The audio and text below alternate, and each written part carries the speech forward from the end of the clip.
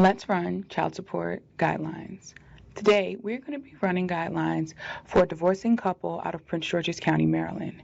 We have Grace W., who is a nurse. She earns $6,500 from her full-time employment.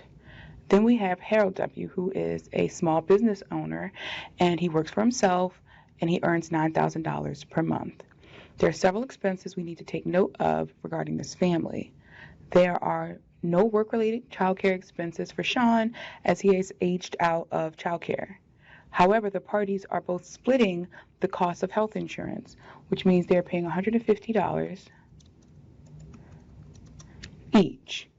There are no extraordinary medical expenses, but Sean is attending private school and the parties are splitting the cost. What does that mean? There's a total expense per year for Sean in the amount of $18,000 for private school. So if we run that using the rate converter, it's $18,000 converts to $1,500 a month. But because they're splitting it, that means they are both paying $7,500 per month for Sean over the course of a year. Now, we haven't put the overnights in. For this particular family, they are both splitting the overnights equally, which means one parent has Sean for 183 overnights, and the other has Sean for 182 overnights. We also need to take note that there is an alimony award in the amount of $1,000 payable to Grace.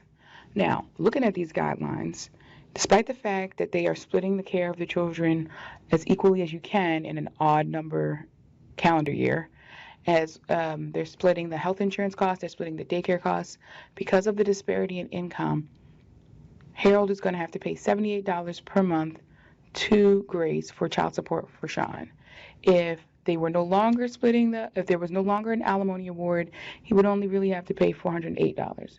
But there is, which means his overall income decreases and Grace's income increases, which gets them closer to having an adjusted income of approximately equal, which means he has to pay $78 per month for the care of Sean.